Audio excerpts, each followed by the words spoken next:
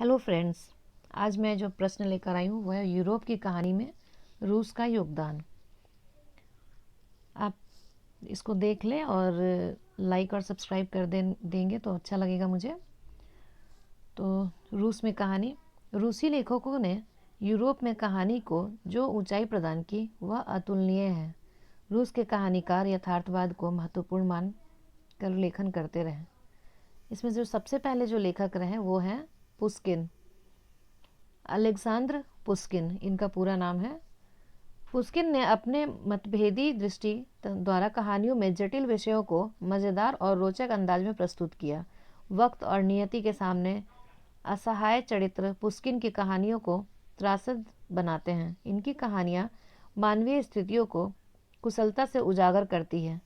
जिस प्रकार भारतीय साहित्यकार प्रेमचंद्र ने गोदान में होरी की संवेदना को दर्शाया है, अलगोजा में रघु की समस्या को दर्शाया है, उनके लेखों में यथार्थवाद के दर्शन होते हैं। वैसे ही पुस्किन भी यथार्थवादी लेखक हैं। दूसरे जो लेखक है वो है गोगोल। इन्होंने रूस की सामाजिक कुरीतियों पर करारा व्यंग किया। मानवीय करुणा और उल्लास को उन्होंने अपनी कहानियों में समाहित किया। इनकी कहानियों में जीवन का फलक बड़ा विस्तृत है। इसमें साधारण से लेकर आश्चर्य तक, श्रमिक से लेकर कुलीन तक और सूक्ष्म से लेकर स्थूल तक का विस्तार है। मनोवैज्ञानिक आवेग का भी प्रवाह मिलता है इनके लेख में। मैं यह कहना चाहूँगी कि हिंदी साहित्य में प्रेमचंद्र, नागार्जुन आदि लेखकों का भी विस्तृत फलक था। इन्होंने सामाजिक, राजनीतिक, स्त्री, श्रमिक और अमीर गरीब किसी भी वर्ग को अछूता नहीं रखा। यहाँ पे मैंने ऊपर भी प्रेमचंद से जो पुस्किन है उनका मैंने जोड़ा है उनको, और यहाँ पे मैंने नागार्जुन, प्रेमचंद्र आदि लेखकों से जोड़कर यहाँ पे बताया कि किस तरह से। तो इस तरह से हमारा जो उत्तर होता है वो अच्छा बनता है। इवान तुर्गनेव रूसी साम्राज्य की कुटिलताओं और किसानों की दयनीय स्थितियों तथा क्रांतिकारियों की गतिविधियों का चित्रण अपनी कहानियों में किया।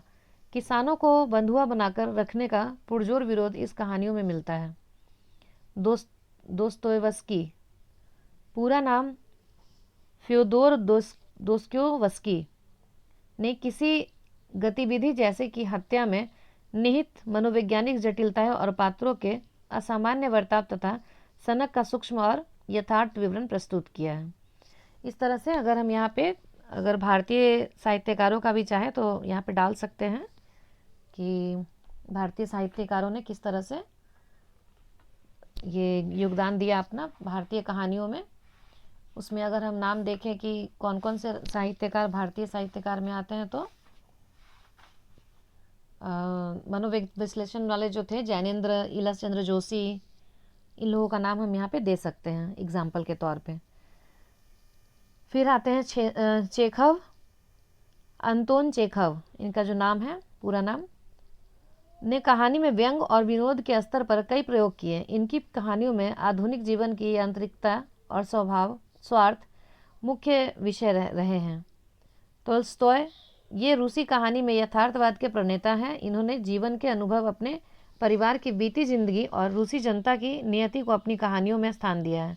जो तोल्स्टॉय थे इन्होंने अपने जीवन के अनुभव और अपने जो परिवार में जो कहानियाँ हुई, जो समस्याएं उत्पन्न हुई, उनको आधार बनाकर कहानी लिखा और रूसी जनता की जो नियति थी उसको भी अपनी कहानी में स्थान दिया।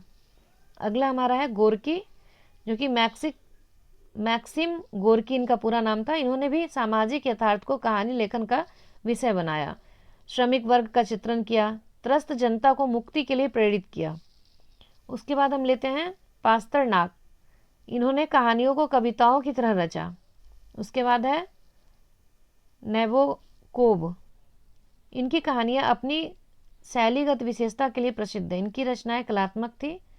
और इस तरह से हम देखते हैं कि 20वीं शताब्दी में रूसी कहानी में स्त्री कहानीकारों का भी भागीदारी थी वो बढ़ते गया। और यहाँ पे मैं इसको ख़त्म करती हूँ। हम कंक्लूजन में थोड़ा सा अगर चाहें तो लिख सकते हैं कि किस तरह से यूरोपीय कहानी में रूस का योगदान रहा। और आपका जो एग्ज़ाम है बहुत अच्छे से भी हो, और उसमें अगर आप यहाँ से कुछ मदद मिल जाता है तो मुझे अच्छा लगेगा। देख लेना ये कहानी और लाइक कर देना। तो धन्यवाद।